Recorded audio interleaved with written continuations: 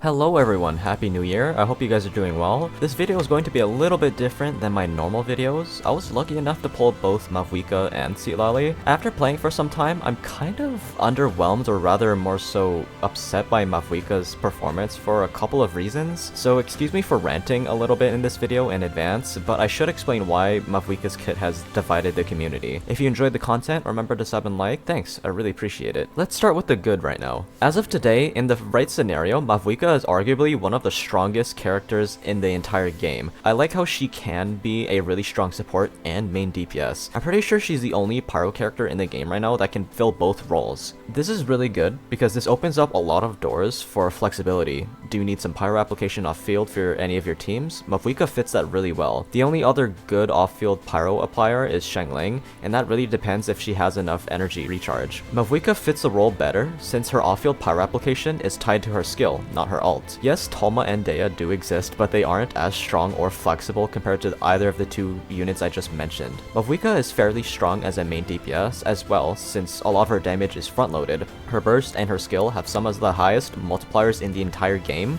which is really good because she is the Pyro Archon. She should be expected to hit that hard. Does this make her the best DPS in the game? Well, we will get to that later. It's also fairly easy to build her since she has very good free-to-play options, and two of her best sets are just so happen to be in the same domain. This helps Mavuika bring very resin efficient farming since both sets are really good. For exploration, Mavuika is also really fun to use since her motorcycle is really useful for traveling any kind of terrain. I've been using her with Kinich, and the amount of distance you can cover horizontally and vertically is insane. That's pretty much all of the good things I have to say about Mavuika. So what about the bad things? You might be confused in the first place as to why she has negative things surrounding her, despite being a good character. This is the part where I'm gonna feel like I'm ranting a little bit, so if I go off topic, just please excuse me in advance. A lot of Mavuika's problems come down to how her ult works. Instead of using energy like everyone else in the game, she uses a mechanic called Fighting Spirit, which can be gained by consuming Night Soul points or using normal attacks. The normal attack part of her Fighting Spirit mechanic is very minimal, so it barely makes a difference in Mavuika's rotations. A lot of this limits her party options since only Natlan characters can give the Night Soul mechanic. As of right now, most of Natlan's roster consists of limited 5 stars. There are only 2 4 stars that can use the Night Soul burst, both of which aren't even really that good for Mavuika in the first place. They are usable, but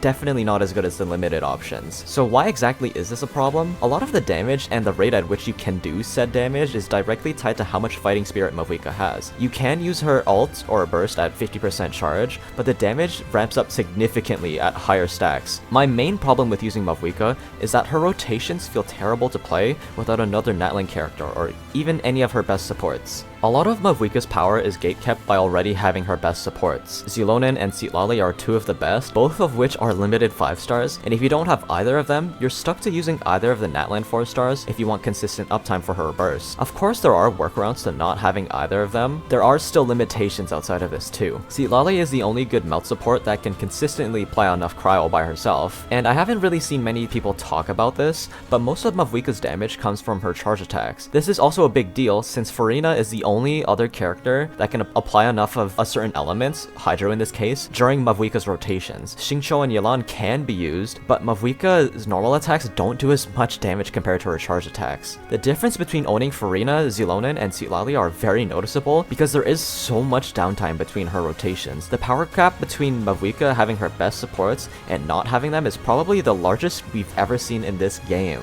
Getting her burst is already challenging enough, but getting max charge in a single rotation feels borderline impossible without her best supports. The worst part about this is that Citlali and Mavuika's banners are running it at the same time, which means that most people have to decide between one or the other. I've seen a lot of people say Mavuika is on the same level as Neuvillette. In terms of damage, yeah, I can definitely see it, but everywhere else, I just don't, honestly. Even without the best supports, Neuvillette is really strong, which is something I can't really exactly say is the same for Mavuika. She just feels so much less consistent compared to Neuvillette. Even comparing to Arlecchino, who has a rerun this update as well. I don't know if this is a hot take, but I honestly think Mavuika feels weaker or even less comfortable to play in comparison. Arlecchino is just so good all around, and she has good teams outside of her best supports. This is a video about her, so I won't really continue much talking about her. If you guys guys want another video about her, I can go more in depth in another one. In my opinion, I feel like Mavuika has higher highs, but much more lower lows in compared to Arlecchino. For an Archon, I feel like her impact in the game didn't change much in comparison to any of the other prior Archon releases. Yes, she is a unique character with her own mechanic, and she is still good with all of these drawbacks. She just seems less impactful in terms of overall gameplay.